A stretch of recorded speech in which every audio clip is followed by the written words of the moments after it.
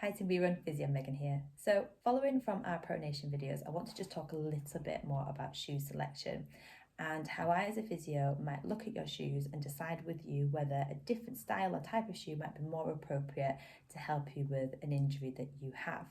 Now, I wouldn't select a shoe to prevent an injury necessarily. However, if you've come into clinic complaining of a specific area that is painful, then I might look at your shoe and decide, or actually this might be a better shoe to keep running, offload a certain area while we continue with rehab.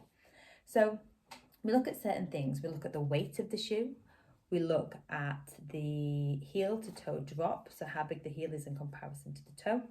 We look at certain stability features within the shoe and flexibility features as well within the shoe. So if you are complaining of shin pain and we've decided it's not bony and it's muscular, a heavier shoe is going to be harder to dorsiflex. It puts more load on that muscle at the front. So if we had a lighter shoe, that might be a way of offloading it. Similarly, if you have a very big heel in comparison to the toe, that's going to increase the amount that you rear foot strike. So you're going to get more dorsiflexions, which might put more stress again through that shin muscle.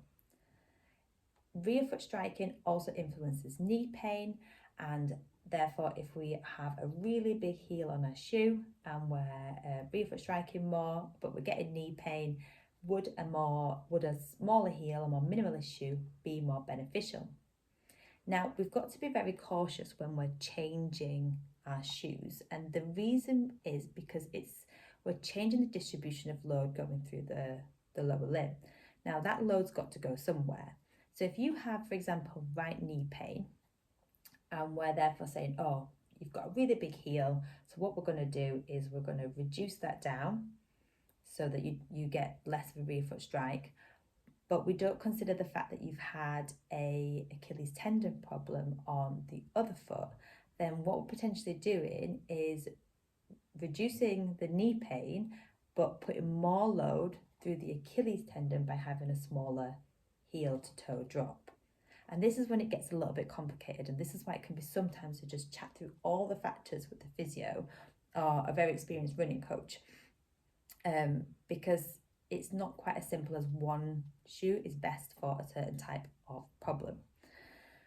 Now, when we are looking at stability features, we often you see in a shoe there's lots of different colours through the shoe. So I've got some extra stability features here through some harder bits of plastic.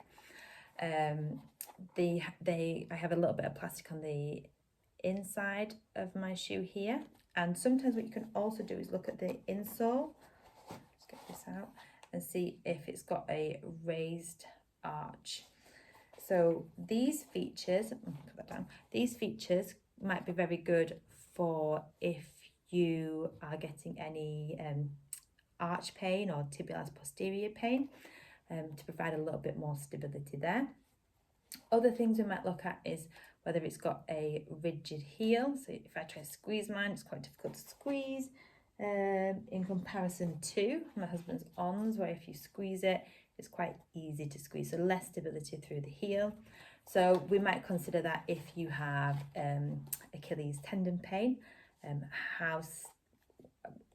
which type of shoe might work better for you.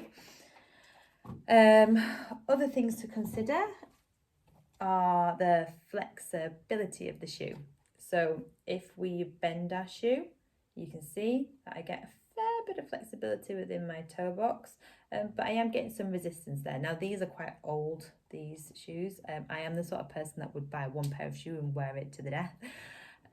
But I've also been wearing the same brand of shoe for a very, very long time. So I know what I like. So as you can see, we're getting some resisted, but quite a bit of flexibility there. Now, my children tend to wear a more neutral shoe, so as you can see, lots of flexibility within that forefoot. Now, the reason why we might choose a stiffer shoe in comparison to a more flexible shoe could be if you're getting any midfoot pain. But again, it's all relative to the picture of your pain and what you're presenting with. So, a few things just to recap. We look at the weight of the shoe, the heel to toe drop. we look at stability features, we look at the flexibility of the shoe and the clinical picture that you're presenting with. And we might change this, looking as well at your gait, your step rate, your stride length, your stride pattern, and we put all these into one big picture to decide whether a different kind of shoe might be better for you at this time.